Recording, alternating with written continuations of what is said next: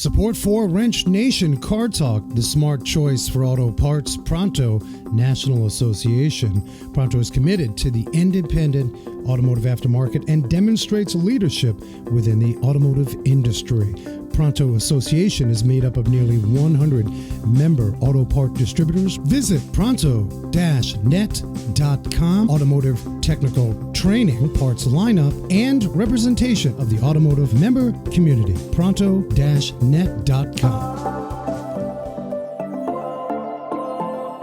I want to present to you, in fact, I'm honored to be teaching a session regarding shop ownership and some marketing and things like that. The AVI conference, that's the Group Training Academy, and Nexus North America, the automotive aftermarket company. They're having their AVI conference. It's in beautiful Florida. And I wanted to share this with you a little deeper by way of teasing you out of some of the classes that are going to be going on the technical side, specifically the 6.7 Power Stroke. A lot of you know about that Power Stroke, and we've got Tom Rayk, one of the instructors. He's on the line. Holden, Tom, you there? Hey, Frank, I'm here. Good to be here. Right on. I know you gotta, you travel the country, training inside and out.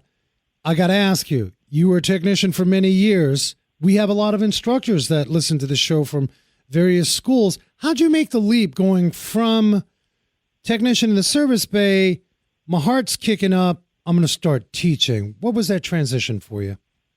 Well, it's kind of funny that you ask, because that's a good story. My father wanted me to be a concert pianist, of course. I went through a lot of music classes when I was younger, and it was like, man, this is not my bag at all. Wow, that's a lot of pressure. Concert pianist. Yeah, okay. Yeah. So I actually started working at a small service station when I was very young. I'm talking in the teens. And, it kind of started with us getting a new oscilloscope. The owner of the station went ahead and purchased a new oscilloscope. And then they came out to teach us how to use it. And I was a young whippersnapper there, of course. Man, I'm going to learn how to use this thing because it's cool. All these buttons, all these meter gauges on it and such, man, it was really neat. Wires. It was fantastic. So I went through the training class, and I thought when I was done with the class, I didn't learn a thing. It wasn't good. You know what? A lot of technicians that listen, and this is gosh, got to keep it clean here. But this is just the poor side of what we see. And I love our industry folks that manufacture products, but a lot of technicians will complain that they're sitting in a training session and it was 70%, this is the product you need to buy, and then we'll give you 30% training. And I got to highlight AVI conference. That's not what it's about at the conference. Because you just said when you were young, it triggered you. You went to some bad training. You didn't learn anything. You're like, I'm going to turn this around. You bet. I could have sold the scope pretty well by the time I was done with the class, but didn't really know how to apply the scope to going ahead and repairing the car. So I just worked late at nights, and I got to a point where I was very, very good with it. And when I was a real young wee lad, actually, I started doing training classes for different service stations and such that purchased the scope, and that's kind of how I got started in training, to be quite level with you. It was all because of going through a class that I didn't feel I got enough out of to repair cars. I learned a lot about the scope and how to plug it in and everything else, but how do I fix a car with it? Well, I think that's fix a car. Yeah, it's a huge sentiment of a lot of technicians, and it's great that it has gotten better. The sort of in-depth training that is available now. Of course, the AVI conference at the Marriott Sanibel Harbor Resort and Spa. So I always tell folks it's a family affair, which means take your spouse, enjoy beautiful Florida in January. Let's dive in. You specifically do a wonderful job going deep with the 6.7 Power Stroke. And so tell us, what can folks expect? Can we pick on certain aspects of the class that would sort of entice technicians? What will you be teaching regarding that 6.7? Well, as you're very well aware, and everybody else listening is, the diesel engine has really went ahead and achieved some high horsepower levels and very low emission levels. You know, we can haul 6 small cars around in the back and put out less emissions than basically one of those cars in some cases. So we've got a real situation where, you know, it's up to us now to go ahead and take care of these customers' vehicles so we can ensure that that vehicle stays like it's supposed to be. In other words, deliver high horsepower, do the job, keep the maintenance costs down, and make sure it doesn't break. Because any truck that's not in service, obviously, is costing the company that owns it quite a bit of funding. Yeah, big time. About it. When we talk about fleet, a lot of our diesel technicians work in a fleet environment. The pressure's on. Can I pick on the exhaust gas temperature sensor? That seems to be a big problem and a frequent issue for the 6.7 Power Stroke. Can you give us some idea about why is it a problem, and maybe kind of tease us with a solution, if you will? How do I know I got a bad EGT? Well, it can be a lot of different symptoms. First of all, there's 5 EGTs on that 6.7 Power Stroke. They start at the front, and they go all the way to the back. We use those EGT sensors to kind of keep track and kind of bird dog the emission system to make sure it's working correctly, and it lets us make changes in the emission system. So you're right. It's a very important particular sensor. And we can have things like low fuel economy. We can have things like high emissions, check engine lights coming on. We could have poor power, of course. We can have derated horsepower if that sensor fails. We can also have a no start in certain applications, depending on the software. So we go through all of that. Now, you know, it's very critical in these new diesels. I mean, we're putting out 1,050 foot-pounds of torque on this 6.7 on the 20 and ups, and we're going to even add more power to it in 2023 with a new special high performance option that Ford has coming out. But if you think about it, 1,050 foot-pounds of torque on this thing, that system better be working like it's supposed to be working. And the thing that we've got to keep in mind is all of these systems have to work together to make sure we have high horsepower, high torque, and reduced emissions so we can run that truck, you know, without hurting our environment. Yeah. It's all important. Yeah, it is. All of those sensors have to work together. That's the key. Right. You know? So that 6.7 has come a long way as manufacturers dial these things in. Some would have the feeling, maybe a few years back, that the diesel could be on its way out, and certainly that's not the case. No. I mean, some would think electric vehicles, Elon Musk got that Tesla semi-truck. Yeah. And that all of a sudden, good night, Charlie, to the diesel market, that is just not the case. It's far from it. Right. You know, especially in the heavy truck market, you know, we need to be very cognizant of the fact that a lot of these trucks haul cargo over long distances. And, you know, they can't afford very simply to go ahead and stop and charge at regular intervals in a lot of cases. So now eventually, yeah, we'll probably be looking at probably both electric trucks like this, you know, that go long distances, and maybe hydrogen-powered ones too, the way things are looking. But it's going to be a gradual transition. So these diesels will be around a long time. And, you know, if you really think about it, you go to certain states, try to take their diesel away from them. It's not. Yeah, no doubt. I mean, I think there's this movement. I mean, we all want to be clean. In fact, as you mentioned, the diesel technology and sort of the input and output sort of process of how we monitor emissions has come a long way.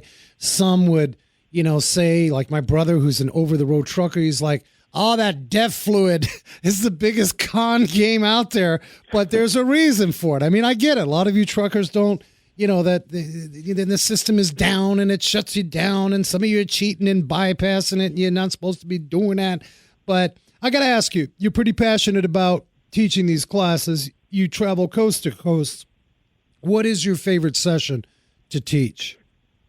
I would say anything with hands-on experience. Technicians like working hands-on. It's a pretty difficult job with all the changes we have.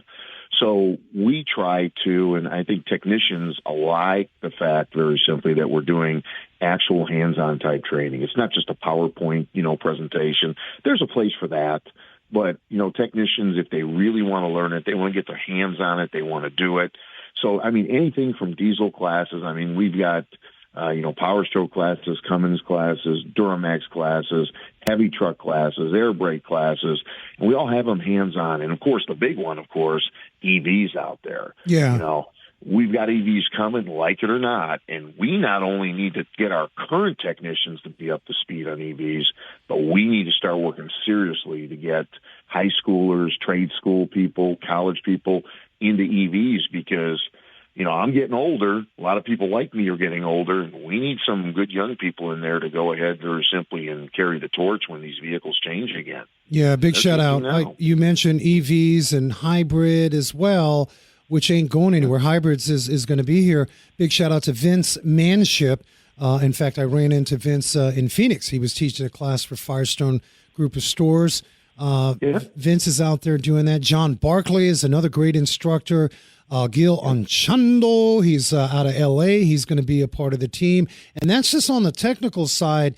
You guys tuning in, there's going to be a smorgasbord of service training regarding your service ops. Like, how do I deal with cash flow? How do I deal with marketing? We talk about fixing these cars, but how do I design the business and life that I'm really, truly looking for out of my little automotive service center?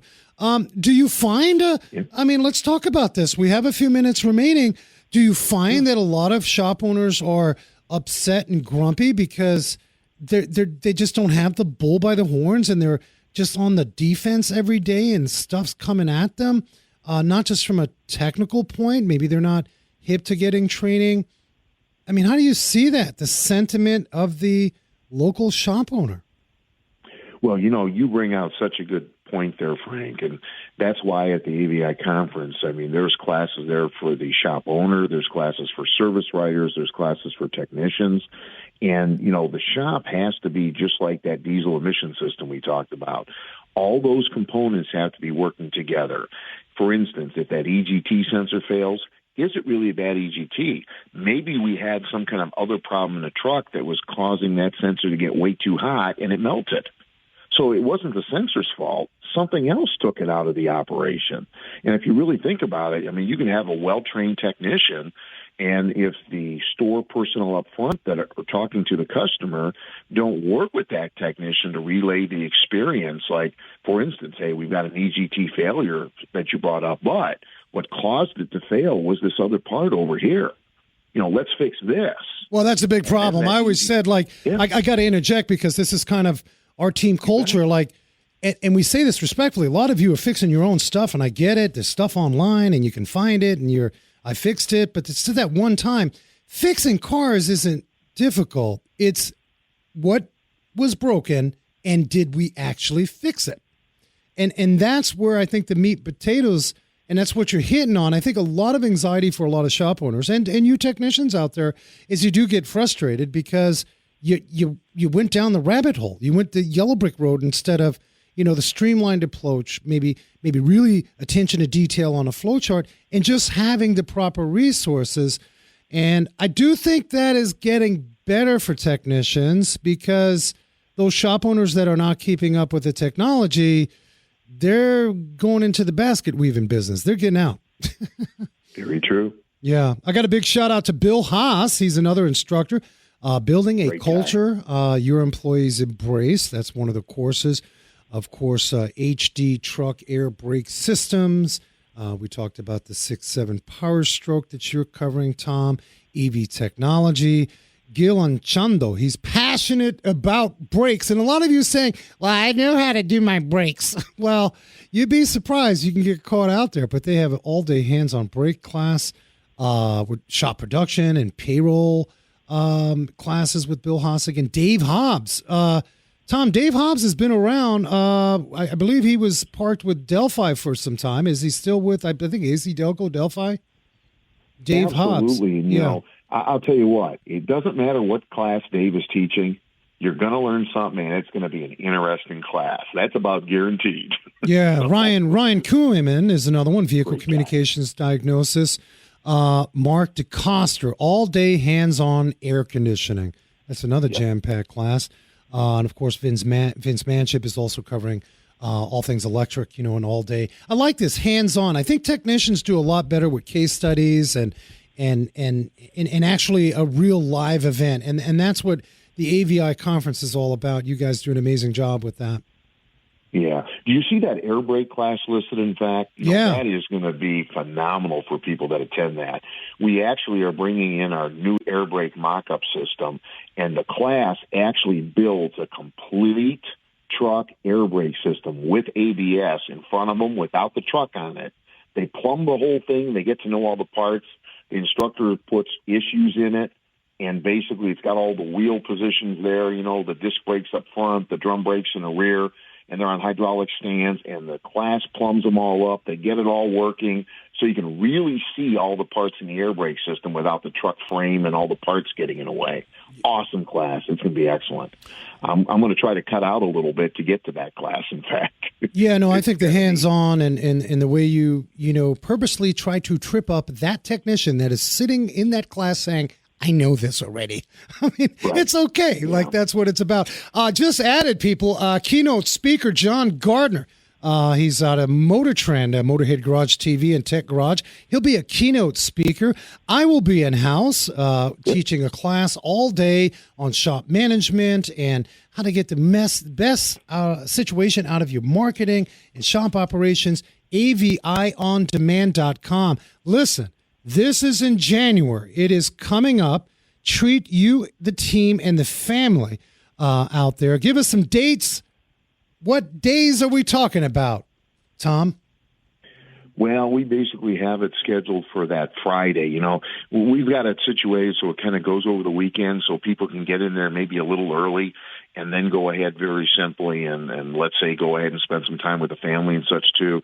But we've got a full curriculum of classes and such on that Friday. And then basically we've got Saturday and also, of course, into Sunday. So we've got classes over the weekend so you can integrate a lot of family fun at the resort there. It's a great place. And then we could go ahead also, basically, in this case, and, get some top quality classes in there also. Yeah, it's important. I mean, it's like a Lollapalooza of goodness. January 12th to the 15th, that's 2023, yes, Marriott Sanibel Harbor Resort. Tom, I know you're busy. Thank you so much for joining WrenchNation, and I will see you out there in January. Oh, you bet. I'm looking forward to it, in fact. Thanks so much. Yeah, I mean, that's what it's about. A lot of you are getting your training on. We get it. This is something that you want to put on your calendar, book your event ticket. You can get on to avIondemand.com. Of course, we'll have that in the show notes. And I love the fact that they've got John Gardner.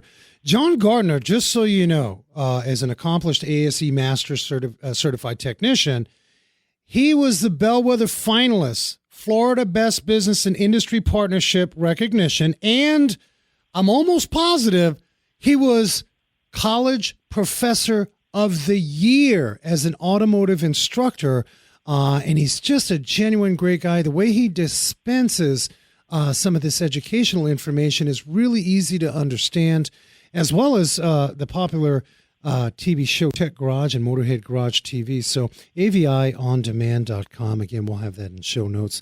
I appreciate you guys joining us. Next week, we're going to talk about technology with the folks of ZF North America. They're actually going to join us in studio.